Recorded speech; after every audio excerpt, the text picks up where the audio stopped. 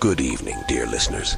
This is Old Nicholas Black, bringing you another haunting tale from the crypts of Black's scary stories. And oh, do I have a tale to share with you tonight. It comes from the master of the macabre, Edgar Allan Poe, a story that will claw at your very soul. If you have a black cat purring by your side, I'd suggest you give it a gentle pat, for tonight's tale may just make you reconsider your feline friend's intentions. So, gather round, keep your loved ones close, and prepare yourselves for the Black Cat. For the most wild yet most homely narrative which I am about to pen, I neither expect nor solicit belief. Mad indeed would I be to expect it, in a case where my very senses reject their own evidence. Yet mad am I not, and very surely do I not dream. But tomorrow I die, and today I would unburthen my soul. My immediate purpose is to place before the world, plainly, succinctly, and without comment, a series of mere household events. In their consequences, these events have terrified, have tortured, have destroyed me. Yet I will not attempt to expound them. To me they have presented little but horror. To many they will seem less terrible than baroques. Hereafter perhaps some intellect may be found which will reduce my phantasm to the commonplace.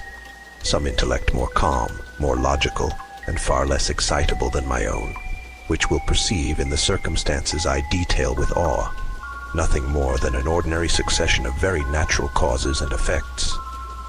From my infancy, I was noted for the docility and humanity of my disposition. My tenderness of heart was even so conspicuous as to make me the jest of my companions. I was especially fond of animals, and was indulged by my parents with a great variety of pets. With these I spent most of my time, and never was so happy as when feeding and caressing them.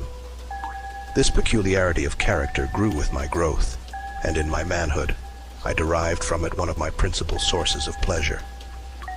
To those who have cherished an affection for a faithful and sagacious dog, I need hardly be at the trouble of explaining the nature or the intensity of the gratification thus derivable. There is something in the unselfish and self-sacrificing love of a brute, which goes directly to the heart of him who has had frequent occasion to test the paltry friendship and gossamer fidelity of mere man. I married early and was happy to find in my wife a disposition not uncongenial with my own.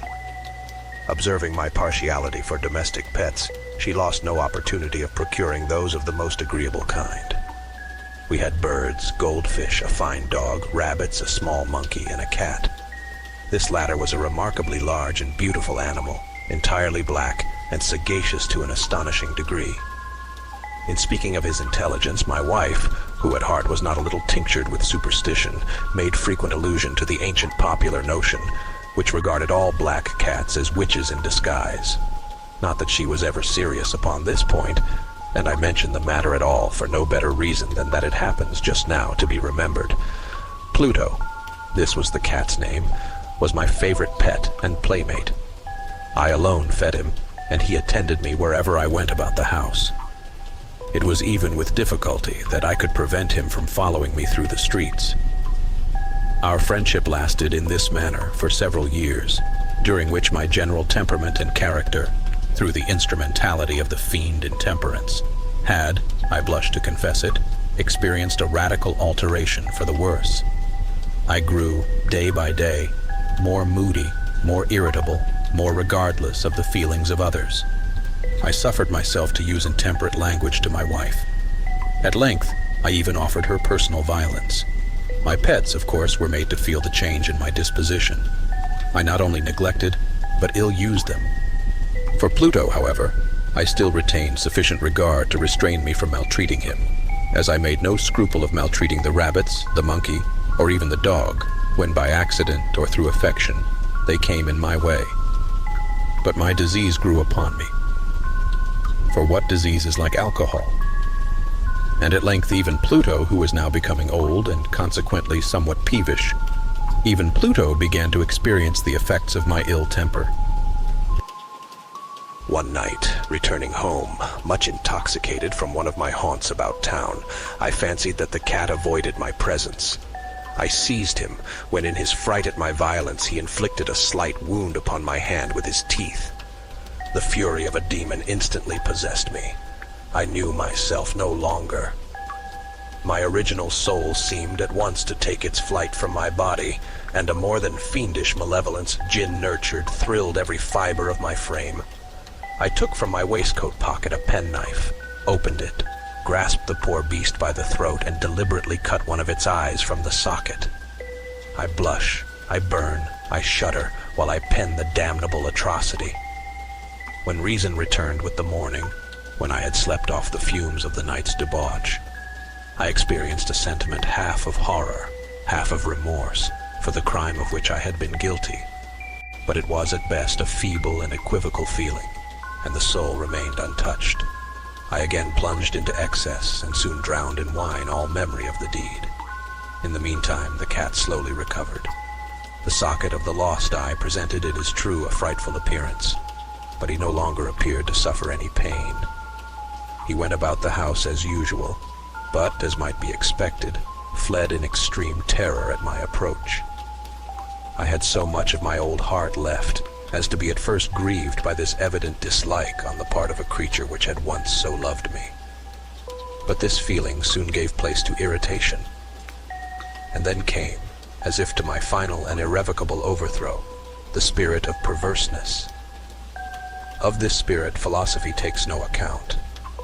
Yet I am not more sure that my soul lives than I am that perverseness is one of the primitive impulses of the human heart, one of the indivisible primary faculties or sentiments which give direction to the character of man. Who has not 100 times found himself committing a vile or a silly action for no other reason than because he knows he should not? Have we not a perpetual inclination in the teeth of our best judgment to violate that which is law, merely because we understand it to be such? This spirit of perverseness, I say, came to my final overthrow. It was this unfathomable longing of the soul to vex itself, to offer violence to its own nature, to do wrong for the wrong's sake only, that urged me to continue, and finally to consummate the injury I had inflicted upon the unoffending brute. One morning, in cool blood, I slipped a noose about its neck and hung it to the limb of a tree. Hung it with the tears streaming from my eyes, and with the bitterest remorse at my heart. Hung it because I knew that it had loved me, and because I felt it had given me no reason of offense. Hung it because I knew that in so doing I was committing a sin, a deadly sin that would so jeopardize my immortal soul as to place it, if such a thing were possible, even beyond the reach of the infinite mercy of the most merciful and most terrible God. On the night of the day on which this cruel deed was done, I was aroused from sleep by the cry of fire. The curtains of my bed were in flames. The whole house was blazing. It was with great difficulty that my wife, a servant, and myself made our escape from the conflagration. The destruction was complete. My entire worldly wealth was swallowed up, and I resigned myself thenceforward to despair. I am above the weakness of seeking to establish a sequence of cause and effect between the disaster and the atrocity, but I am detailing a chain of facts, and wish not to leave even a possible link imperfect. On the day succeeding the fire, I visited the ruins. The walls, with one exception, had fallen in. This exception was found in a compartment wall, not very thick, which stood about the middle of the house, and against which had rested the head of my bed. The plastering had here, in great measure, resisted the action of the fire, a fact which I attributed to its having been recently spread. About this wall a dense crowd were collected, and many persons seemed to be examining a particular portion of it with very minute and eager attention. The words strange, singular, and other similar expressions excited my curiosity. I approached and saw, as if graven in bas-relief upon the white surface, the figure of a gigantic cat. The impression was given with an accuracy truly marvelous. There was a rope about the animal's neck. When I first beheld this apparition, for I could scarcely regard it as less, my wonder and my terror were extreme. But at length reflection came to my aid. The cat, I remembered, had been hung in a garden adjacent to the house. Upon the alarm of fire, this garden had been immediately filled by the crowd, by someone of whom the animal must have been cut from the tree and thrown through an open window into my chamber. This had probably been done with the view of arousing me from sleep. The falling of other walls had compressed the victim of my cruelty into the substance of the freshly spread plaster, the lime of which, with the flames and the ammonia from the carcass, had then accomplished the portraiture as I saw it. Although I thus readily accounted to my reason, if not altogether to my conscience, for the startling fact just detailed, it did not the less fail to make a deep impression upon my fancy. For months I could not rid myself of the phantasm of the cat, and during this period there came back into my spirit a half-sentiment that seemed, but was not, remorse. I went so far as to regret the loss of the animal, and to look about me, among the vile haunts which I now habitually frequented, for another pet of the same species and of somewhat similar appearance with which to supply its place. One night as I sat, half stupefied in a den of more than infamy, my attention was suddenly drawn to some black object reposing upon the head of one of the immense hogsheads of gin, or of rum, which constituted the chief furniture of the apartment. I had been looking steadily at the top of this hogshead for some minutes, and what now caused me surprise was the fact that I had not sooner perceived the object thereupon. I approached it and touched it with my hand. It was a black cat, a very large one, fully as large as Pluto, and closely resembling him in every respect but one. Pluto had not a white hair upon any portion of his body, but this cat had a large, although indefinite, splotch of white covering nearly the whole region of the breast. Upon my touching him, he immediately arose, purred loudly, rubbed against my hand, and appeared delighted with my notice. This, then, was the very creature of which I was in search. I at once offered to purchase it of the landlord, but this person made no claim to it, knew nothing of it, had never seen it before. I continued my caresses, and when I prepared to go home, the animal evinced a disposition to accompany me. I permitted it to do so, occasionally stooping and patting it as I proceeded. When it reached the house, it domesticated itself at once, and became immediately a great favorite with my wife.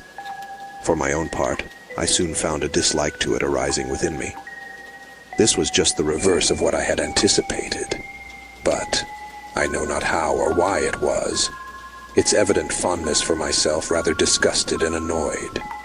By slow degrees, these feelings of disgust and annoyance rose into the bitterness of hatred.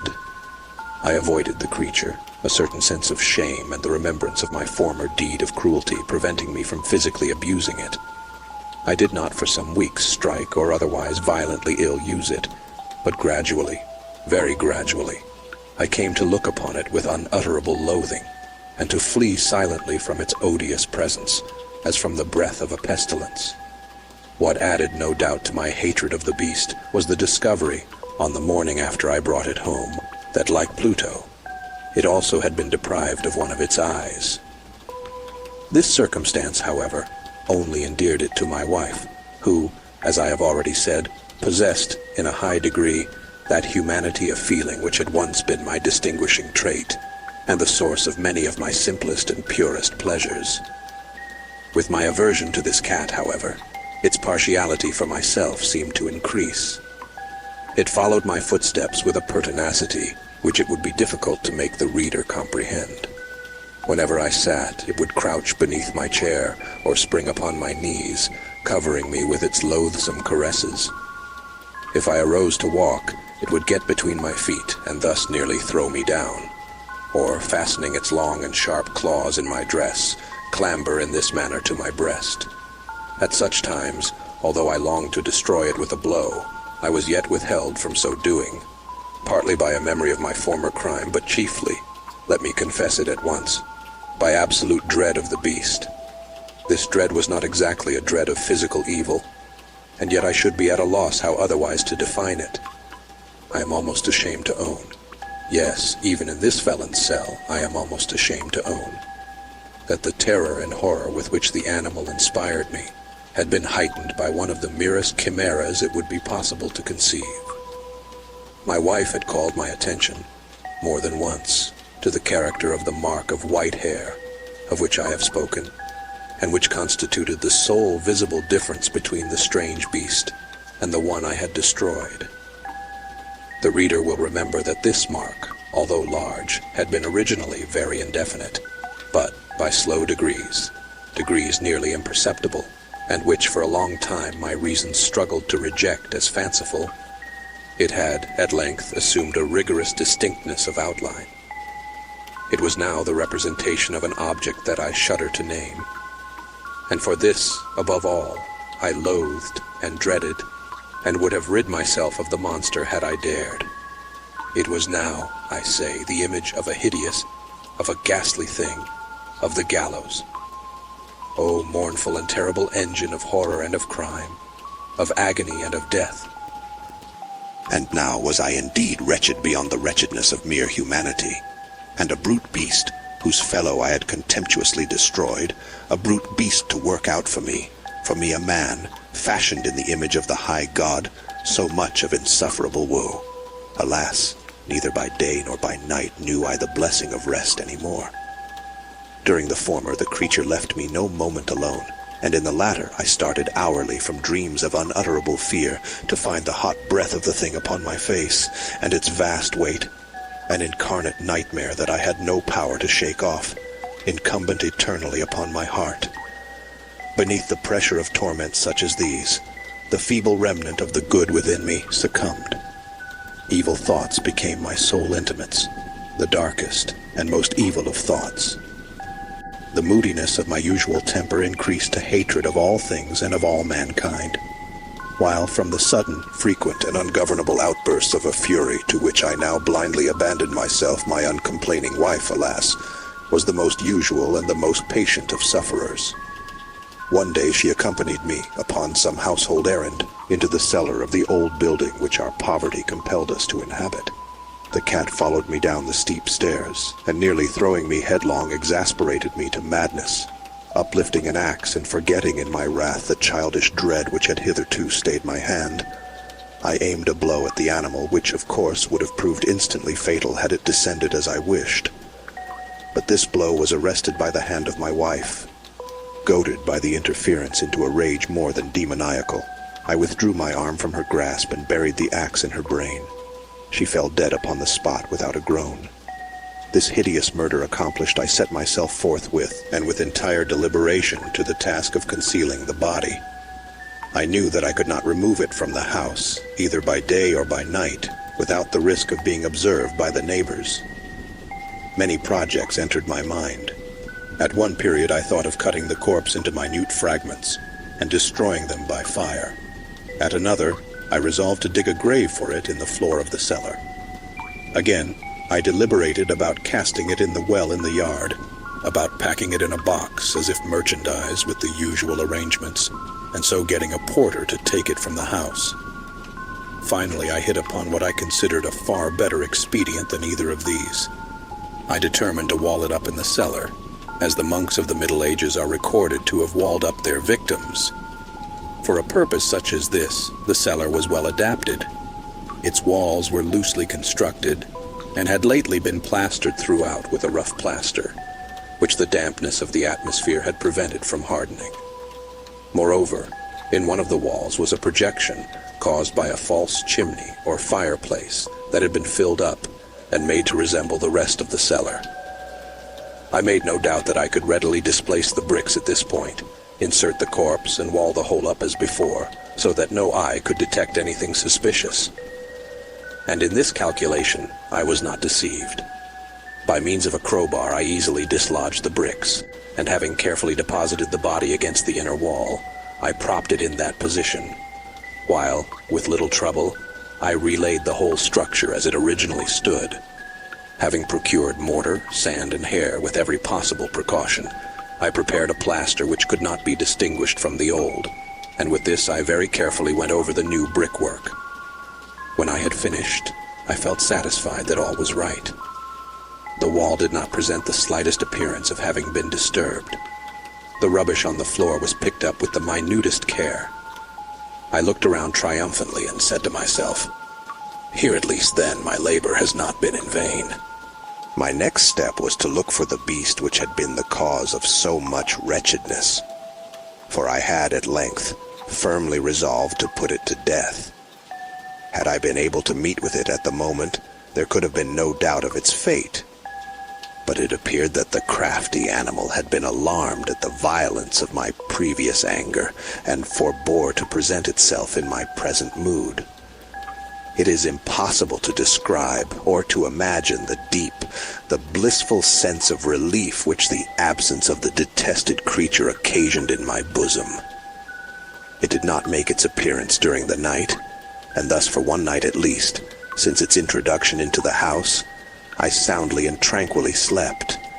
I slept even with the burden of murder upon my soul. The second and the third day passed, and still my tormentor came not. Once again I breathed as a freeman. The monster in terror had fled the premises forever. I should behold it no more. My happiness was supreme. The guilt of my dark deed disturbed me but little. Some few inquiries had been made, but these had been readily answered. Even a search had been instituted, but of course nothing was to be discovered. I looked upon my future felicity as secured. Upon the fourth day of the assassination, a party of the police came very unexpectedly into the house and proceeded again to make rigorous investigation of the premises. Secure, however, in the inscrutability of my place of concealment, I felt no embarrassment whatever. The officers bade me accompany them in their search.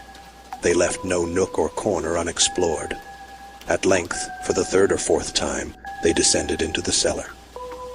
I quivered not in a muscle. My heart beat calmly as that of one who slumbers in innocence. I walked the cellar from end to end. I folded my arms upon my bosom and roamed easily to and fro. The police were thoroughly satisfied and prepared to depart. The glee at my heart was too strong to be restrained. I burned to say if but one word by way of triumph, and to render doubly sure their assurance of my guiltlessness. "Gentlemen," I said at last as the party ascended the steps, "I delight to have allayed your suspicions. I wish you all health, and a little more courtesy. By the by, gentlemen, this is a very well-constructed house." In the rapid desire to say something easily, I scarcely knew what I uttered at all. "I may say an excellently well-constructed house. These walls— Are you going, gentlemen? These walls are solidly put together." And here, through the mere frenzy of bravado, I rapped heavily, with a cane which I held in my hand, upon that very portion of the brickwork behind which stood the corpse of the wife of my bosom. But may God shield and deliver me from the fangs of the arch-fiend. No sooner had the reverberation of my blows sunk into silence than I was answered by a voice from within the tomb, by a cry, at first muffled and broken, like the sobbing of a child, and then quickly swelling into one long, loud, and continuous scream, utterly anomalous and inhuman. A howl, a wailing shriek, half of horror and half of triumph, such as might have arisen only out of hell, conjointly from the throats of the damned in their agony and of the demons that exult in the damnation. Of my own thoughts it is folly to speak. Swooning, I staggered to the opposite wall. For one instant the party upon the stairs remained motionless, through extremity of terror and of awe. In the next, a dozen stout arms were toiling at the wall. It fell bodily. The corpse, already greatly decayed and clotted with gore, stood erect before the eyes of the spectators. Upon its head, with red extended mouth and solitary eye of fire, sat the hideous beast whose craft had seduced me into murder, and whose informing voice had consigned me to the hangman. I had walled the monster up within the tomb. And so, dear listeners, Poe's chilling tale comes to an end. In the twisting corridors of the human mind, where love and loathing dance a perilous waltz, we find the darkest secrets and the most terrifying truths. What did you think of tonight's tale? Do you hear the muffled cries from behind the walls of your own conscience? Before we part, remember, the world is full of mysteries, and the line between the living and the dead, the known and the unknown, is ever so thin. Keep your cats close, your senses alert, and always question what lurks in the shadows. Till next time, dear listeners, This is old Nicholas Black, signing off from Black's Scary Stories. Sleep, if you dare.